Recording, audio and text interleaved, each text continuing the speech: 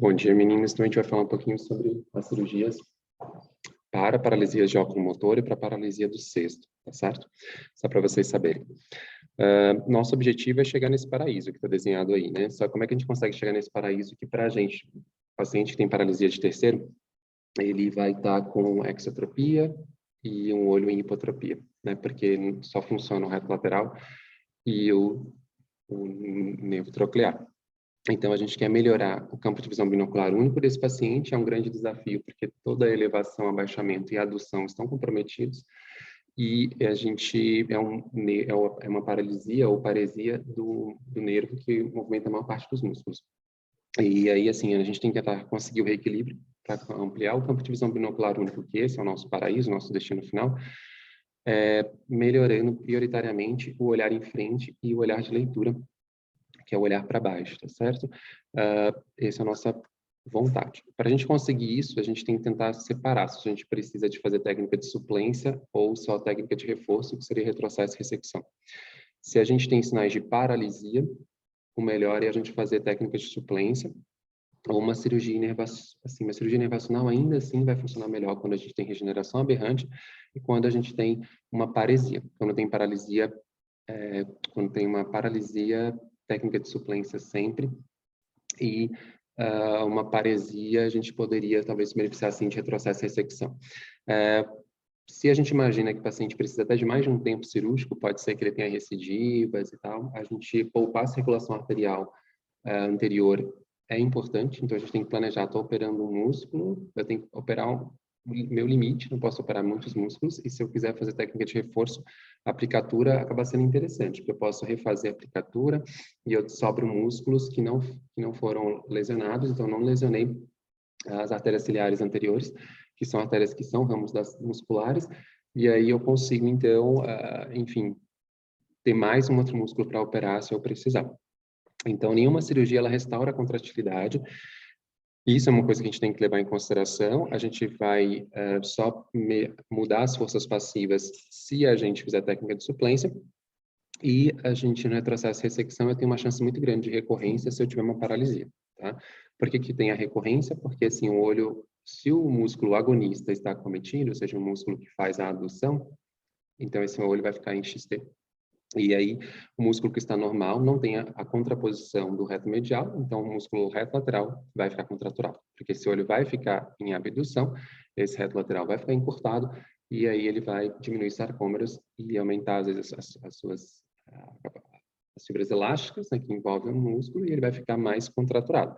Então, se eu resseco esse reto medial e retrocedo lateral, porém o reto medial não tem inervação, não tem tônus, momento nenhum, o reto lateral, que já era contraturado, mesmo que suturado mais para trás, próximo do equador ou atrás do equador, ele ainda vai fazendo tração sobre o olho, sem antagonismo do reto medial, e isso já leva a recidiva do desvio. Então, se eu tenho paralisia, é técnica de suplência. Se eu tenho paresia, eu ainda continuo tendo tônus, ainda continuo tendo força do reto medial. Então, se eu simplesmente reequilibrar, fazendo uma ressecção de medial e um retrocesso lateral, eu posso ter sucesso a longo prazo de manter esse olho em PPO, porque tem reequilíbrio de forças e continua assim o reto lateral mais fraco, porque ficou retrocedido, perdeu o arco de contato. E o reto medial, que não está morto, entre aspas, que tem inervação e tem tônus, pode sim manter o resultado do olho em alinhamento, tá certo?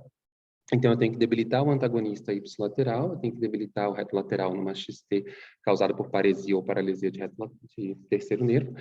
E também, principalmente se eu tiver regeneração aberrante, eu posso me beneficiar de, no olho bom, eu retroceder o reto lateral. Porque aí, se eu retrocedo o reto lateral, esse olho bom ficaria em uma ET, ele vai tentar fixar em PPO, com isso ele vai mandar mais inervação para o reto lateral e cineticamente mais inervação para o reto medial do olho acometido, vai então trazer os olhos para alinhamento e vai ter uma inibição do reto medial do olho bom, que eu retrocedi o reto lateral.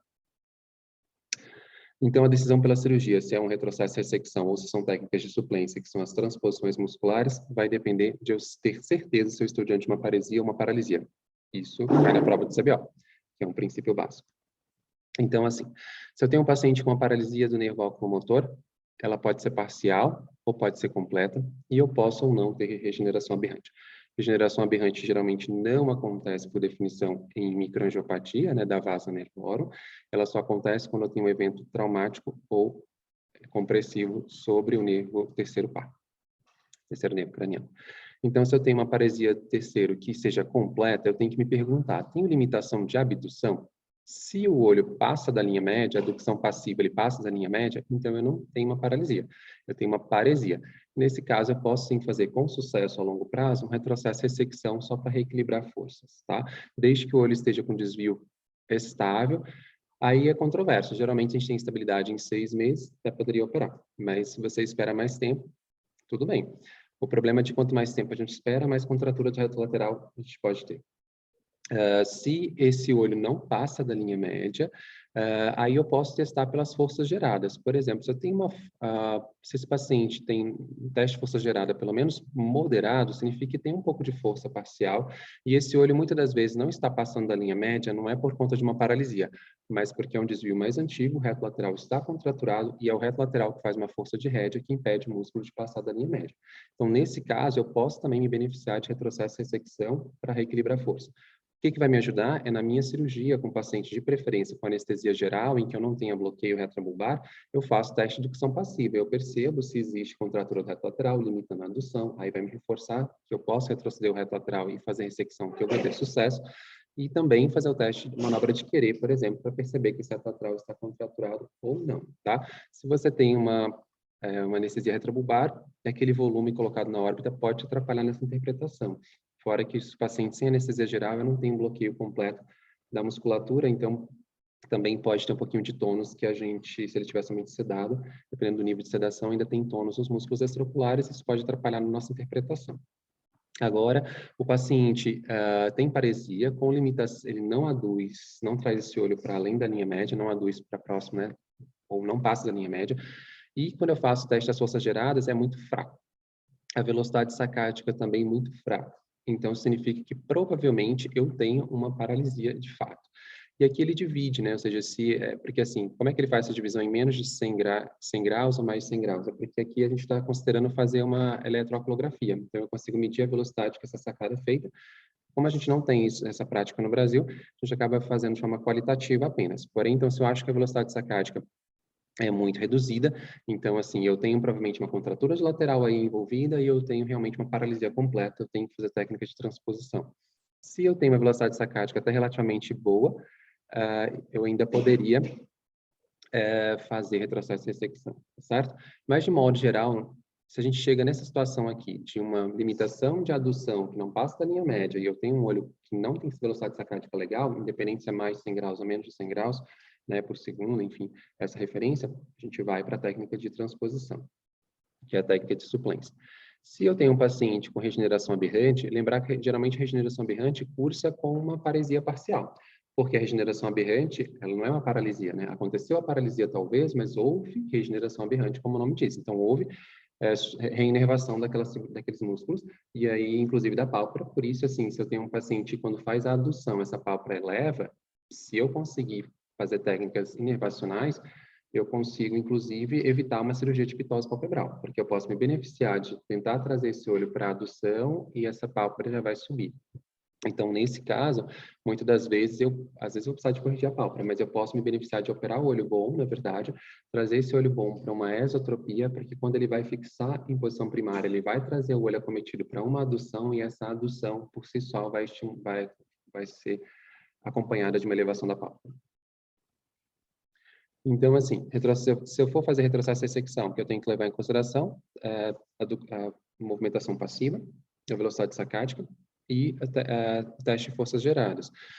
Se eu tenho um teste de forças geradas bom, né, assim, que esse paciente mostra um pouco de força, ele passa da linha média, então eu posso sim me beneficiar de retrocesso e ressecção. Existe a ideia de a gente também eliminar a força do quarto nervo, né, ou seja, que o quarto nervo não foi acometido, e ele está estimulando uma abdução, e essa inervação continua acontecendo, e ele também estimula o olho a baixar. Então, assim, se eu quero vencer essa força que o quarto par craniano está fazendo, o quarto nervo, antigamente, assim, hoje não mais, era feito, então, uma atenectomia do oblíquo superior, do pendão do oblíquo superior, pelo acesso medial, que é a cirurgia de Beck. Só que essa cirurgia Depois se mostrou causar uma paralisia completa do quarto, porque o tendão do oblíquo superior não voltava a se reinserir no olho. Então, assim, o olho ficava completamente sem força, sem ação do oblíquo superior. E, então, hoje é evitado ser feito isso. Se eu quero ter algum benefício em que eu não quero causar muita torção, mas eu quero causar força de abaixamento, então eu faço uma atenectomia parcial posterior, ou então eu faço uma atenectomia completa, porém esse tendão vai voltar a se reinserir em alguma posição e vai ainda jogar força para o olho para fazer um abaixamento. Então, assim, é melhor fazer as técnicas de acesso lateral e não as técnicas de acesso medial do tendão do oblíquo, tá certo? Se as técnicas de ancoragem também são outra opção que a gente vai ver mais para frente. Então, assim, se eu não tenho força nenhuma de adução desse olho, e o teste de forças geradas e velocidades sacádicas, elas mostram uma paresia muito importante, uma paralisia, e existe contratura do reto lateral, então eu posso me beneficiar de tentar tirar esse reto lateral do globo ocular, né, colocando ele, suturando ele geralmente na parede orbitária, e ainda posso me beneficiar de alguma técnica que faça uma sutura, que faça, assim, na verdade, uma ancoragem desse globo ocular na órbita, na parede medial. Aí, assim, existem técnicas que são mais complexas, que geralmente a gente não usa aqui, mas existem técnicas com parafuso ou com pino, que são colocados na parede orbitária medial, muitas das vezes junto com o cirurgião de órbita, mas é descrito na literatura, né, em alguns poucos casos, ou junto com o otorrino, e aí você pode ancorar com algum fio cirúrgico, um silicone, um fio não absorvível, e conseguir também trazer esse olho para a posição primária. Geralmente, vai causar muita incomitância, né? Porque o paciente, se ele tiver com o olho ancorado, ele fica bem em PPO, mas esse olho tem uma rédea, né? Uma ancoragem que não deixa ele abduzir e muitas das vezes limita a elevação e abaixamento. Então, assim, serve para paciente que queira melhorar muito a estética e você seja obrigado a ocluir esse olho de alguma forma para não dar diplopia, como uma lente de contato estética com pupila ocluída, por exemplo, ou num paciente que por algum outro motivo também está cego daquele olho e assim, você só está tentando trazer o olho para o alinhamento, tá? As técnicas de ancoragem que a gente mais usa no Brasil seria descrita por esses autores, né? Um retrocesso e ressecção amplos do reto lateral e medial, e a gente pode ancorar o limbo na prega semilunar. Então, você resseca, né, a conjuntiva medial e pega a prega semilunar e sutura. Aí, geralmente, é melhor sutura do que a cola biológica, porque você tem que ter uma tração por um tempo de suturar isso no limbo. E também vai deixar um pouquinho mais inchadinho ali, tem mais glândulas na carúncula, então isso pode dar um pouquinho mais de muco, irritação, mas é uma técnica interessante de ancoragem. Só que essas técnicas de ancoragem, como a gente falou, pode causar mais incomitância por uma limitação importante de abdução.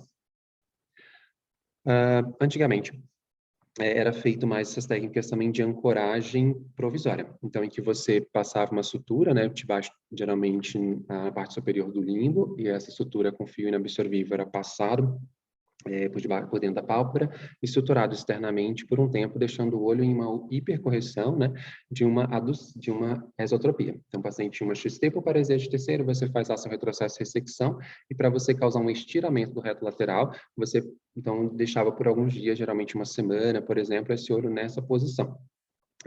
As complicações poderiam ter uma erosão da córnea por conta desse fio, esse fio romper e você perder a sua ação.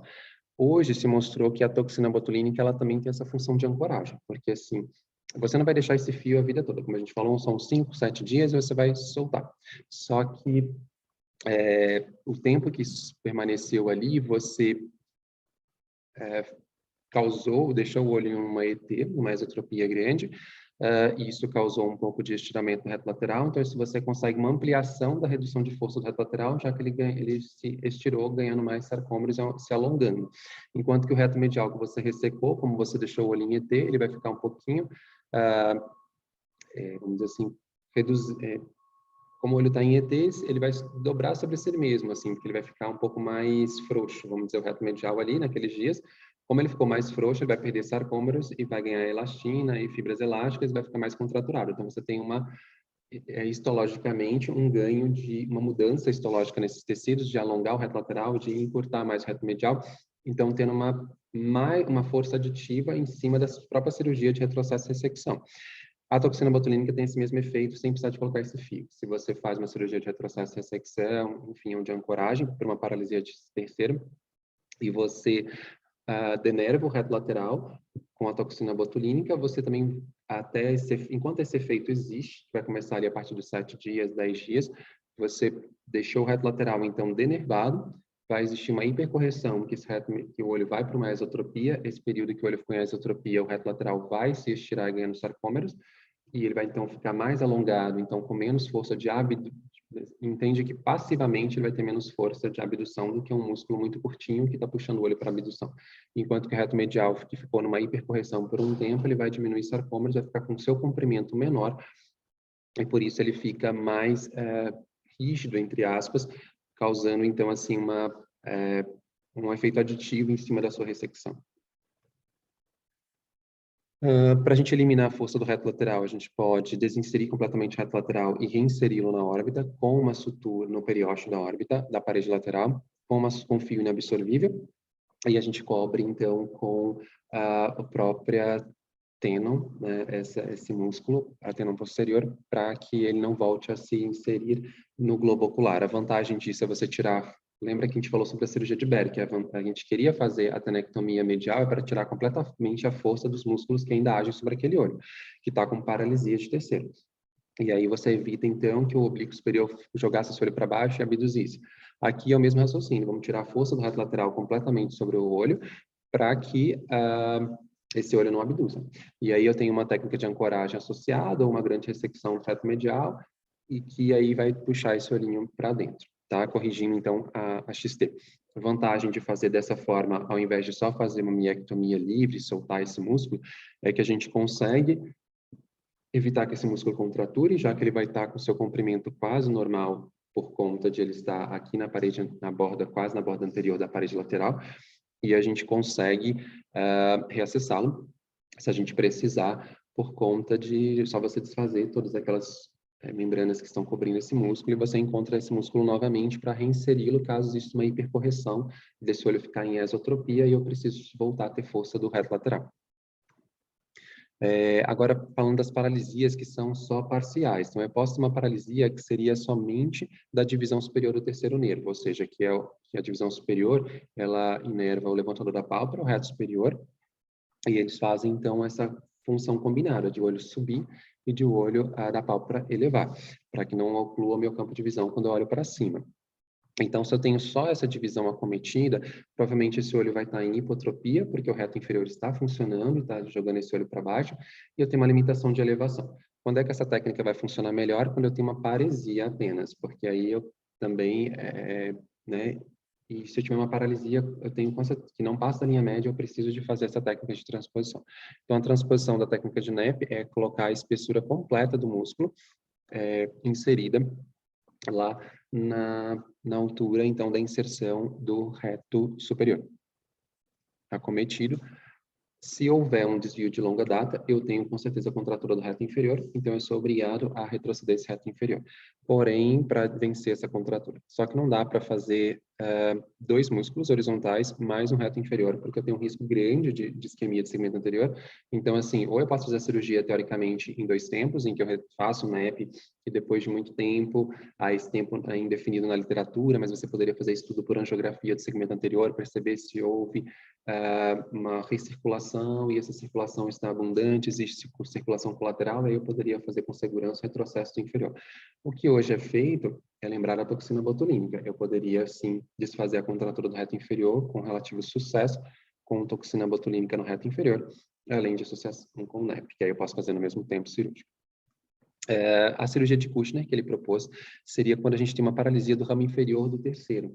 Olha que interessante, ele propôs que a gente poderia fazer a transposição do reto superior para a adjacência do reto medial, associar uma transposição do reto lateral para as adjacências do reto inferior. Então, se eu tiver a paresia somente do ramo inferior, então, assim, eu não consigo aduzir muito bem, porque o reto medial está cometido, não consigo abaixar, porque o reto inferior está cometido, o oblíquo inferior também cometido, que não conseguiria elevar tanto esse olho. Porém, ainda tem o reto superior funcionando, então esse olho relativamente sobe, porque o reto superior tem muito mais função de elevação do que o oblíquo inferior. E aí, se o reto superior está funcionando, eu jogo ele para do lado do reto medial. Se eu jogar esse reto superior para o lado do medial, na hora que ele tender a voltar para a sua posição de equilíbrio, ele vai causar uma extorsão do olho.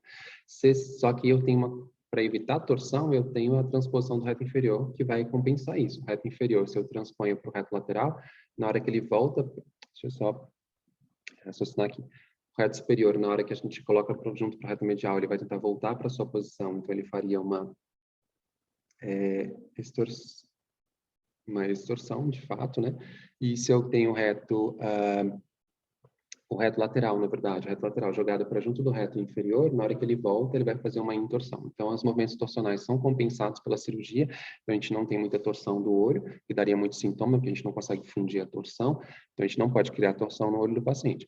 E aí ele pensava em associar a tanectomia medial do oblíquo superior, é o que ele diz aqui, mas hoje a gente tem muito medo de fazer essa tanectomia pelo risco de causar uma paralisia completa do quarto nervo, que é difícil de tratar. Uma transposição do oblíquo superior, que a técnica descrita inicialmente por Peter Jackson, e ela colocava assim, para a gente fraturar a tróclea, para deixar esse oblíquo superior muito maleável e assim, na extensão completa dele. E a gente, então, removia esse tendão do oblíquo superior da tróclea e suturava na esclera junto ao reto medial. Só que isso, assim, tinha um risco muito grande de causar hipertropia. Hoje existem técnicas que não que é proposta por Alan Scott, em que a gente não tem que quebrar a tróclea, mas a gente pode, assim, acessar o oblíquo superior medialmente ou nasalmente, né, mas a gente vai passar uma sutura inabsorvível, se for o acesso temporal, por exemplo, puxa esse músculo por debaixo do reto superior e a gente vai suturar aqui junto do reto medial. Por quê? Para fazer uma função de ré. Com essa cirurgia, a gente está desfazendo a força do oblíquo superior, que é o que a gente queria, porque a gente não tem... O oblíquo superior, ele é antagonizado, ele faz o olho abaixar, ele é antagonizado pelos músculos que fazem sumir, ou seja, que é o próprio reto superior. Então, assim, a gente não teria antagonismo, porque o terceiro está acometido, está parético, está paralítico. Então, assim, a gente então desfaz a gente precisa de reequilibrar a força quando a gente está operando uma paralisia. Então, assim, eu já não tenho força de terceiro, se eu desfaço a força do oblíquo, eu estou tirando esses antagonismos e reequilibrando força. Só que qual é a vantagem em relação ao BERT? É que o tendão ainda está aderido ao olho. Se eu tiver uma hipercorreção, eu consigo acessar esse tendão de novo, desfazer minha cirurgia de certa forma e tem uma força passiva. Esse tendão está sendo utilizado, já que ele está suturado junto do reto medial, para fazer eu estou tirando completamente a força de abdução, que é natural do oblíquo superior, e estou criando uma força passiva e de rédea de adução. Se eu quiser associar uma tanectomia, que eu vou deixar esse tendão mais curto, eu consigo criar mais força ainda de puxar esse músculo para o reto, para puxar esse olho para a esotropia, para uma tendência de adução que está perdida por conta da paralisia de terceiro. E aí, você vê que até na técnica ele descreve essa ressecção do tendão para ele ficar mais curto, e pode acontecer uma hipertropia, porque você está tentando fazer uma ressecção do tendão e colocando ele, suturando ali junto do reto medial. A sua vontade é corrigir a XT. Porém, você pode deixar esse tendão muito curtinho e ele acaba puxando o olho para cima. Eu poderia compensar isso retrocedendo o reto inferior, que é o que é previsto pela técnica, tá certo? E é melhor do que o BERT.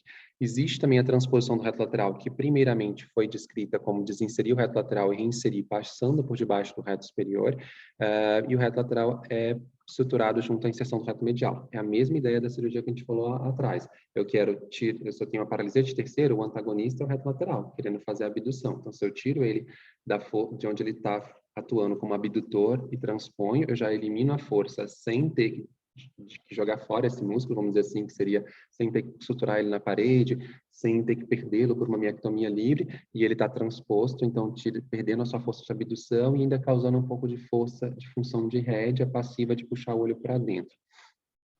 E existe uma outra técnica que seria, né, então, vou fazer a transposição, mas eu faria o split desse reto lateral. Não transponho todo ele passando por debaixo do reto superior, mas faço o split do reto lateral a uns 8, 10 milímetros da sua inserção, e cada uma das suas metades eu vou passar por debaixo do reto superior ou por debaixo do reto inferior e estruturá-lo junto da inserção do reto medial, tá certo? Qual que é o problema dessa técnica? É que, em teoria, eu tenho que fazer um bom split do reto lateral. Eu operaria um músculo só. Se eu quiser ter um pouco mais de força, eu posso fazer uma aplicatura ou ressecção do reto medial, mas ele pode abraçar o olho. Então, por abraçar esse olho, está pressionando próximo das vorticosas, poderia ter risco de efusão uveal, que é a principal complicação, e isso pode cair em prova de CBO. E outra coisa é uma compressão teórica do nervo óptico. Então, a gente tem que acompanhar esses pacientes para ver se eles vão fazer efusão uveal ou não, e enfim. A transposição medial do reto lateral com split de fibras em Y, né, que está sendo descrito aqui, mostrando que existe bom resultado, existem técnicas com sutura ajustável também, né, que a gente pode perceber se ficou mais tenso ou menos tenso, a gente vai soltando um pouquinho e deixando em ring loose cada metade desse reto lateral, tá? Como mostrando aqui. A gente faz muito esse ajuste no intraoperatório. Se a gente perceber que está muito tracionado, a gente tem que soltar um pouquinho para não causar efusão uveal e para você também não causar o efeito oposto, porque imagina que você quer trazer o olho para dentro, mas se você deixar muito tenso, ele não vai vir para dentro e o reto lateral vai fazer uma força, na verdade, de abdução desse olho. Já vi isso acontecer. E o que mais? Se eu tenho regeneração aberrante, o paciente tem um bom fenômeno de Bell, ou seja, não vai ficar com essa pálpebra muito aberta, vale a pena a gente fazer, então, a cirurgia, como a gente falou, inervacional, no olho não acometido, e ainda, se ficar uma pitose muito importante em posição primária, às vezes associar com uma cirurgia para pitose. Existe a descrição que eu achei interessante, uma coisa que não vejo muito no Brasil, mas seriam esses óculos que você pode colocar e eles vão levar a pálpebra, né? Então, eles vão segurar a pálpebra por conta dessa parte metálica, e isso deixaria o olho mais aberto, ou cirurgia, e principalmente paciente que tem um Bell ruim, porque você pode tirar esse óculos quando o olho está seco, é uma coisa reversível, é só para deixar o olho um pouco aberto, a ponto de você conseguir ler ou fazer alguma atividade por um tempo, e aí você usa colírio, lubrificante, aí fecha os olhos um pouco, volta a colocar os óculos, então é interessante. Ou então fazer uma cirurgia mais de reforço mesmo, né, com uma sutura no frontal, para tracionar essa pálpebra. Mas se o Bell for ruim, a gente tem muito medo de ressecção corneana, né, na verdade, a córnea ficar ressecada e de ter ulceração. Como a gente está falando aqui sobre a cirurgia nervacional, essa é a indicação da cirurgia nervacional. Aqui mostrando um paciente com regeneração aberrante, então, o paciente tem uma exotropia e quando ele aduz, essa pálpebra eleva um pouco, ele tem uma limitação de elevação importante, quando ele vai abaixar os olhos, você vê que ele tem uma limitação de abaixamento, mas a pálpebra se eleva. Então, é nesses casos que a gente pode se beneficiar da cirurgia nervacional.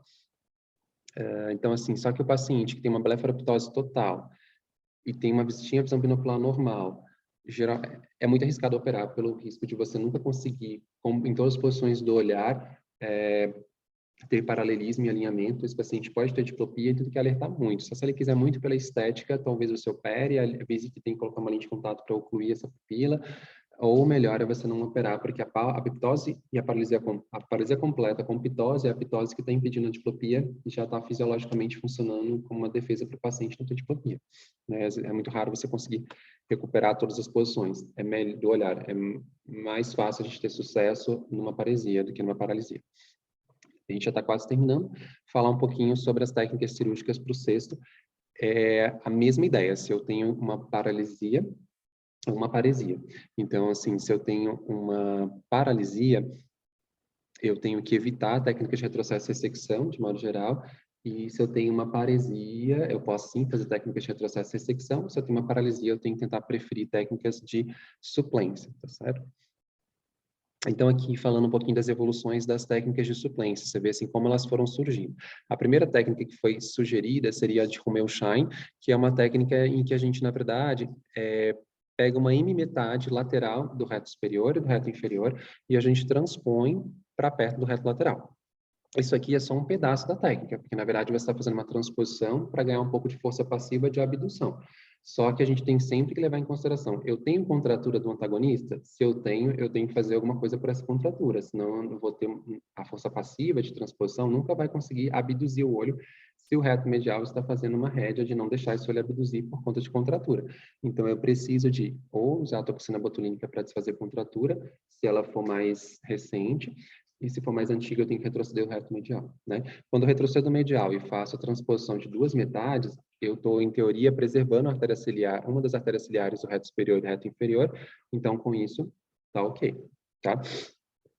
Eu posso me beneficiar também de uma cirurgia inervacional. Por exemplo, eu fiz essa cirurgia e sobrou desvio.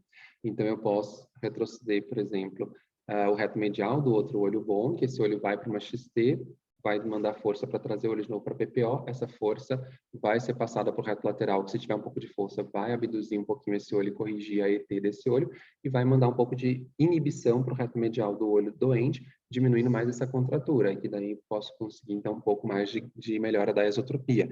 Aí as técnicas foram evoluindo. A próxima técnica descrita foi a de Schillinger, né? Em que ele falava que era para transpor todo o reto superior e todo o reto inferior para o lado do reto lateral, respeitando a espiral de Tillot. Então, só que essa técnica tem uma desvantagem. Eu estaria lesionando as artérias ciliares do reto superior e do reto inferior sem poupar nenhuma artéria ciliar. Então, eu tenho, em teoria, não poderia fazer o retrocesso do reto medial simultaneamente, tá?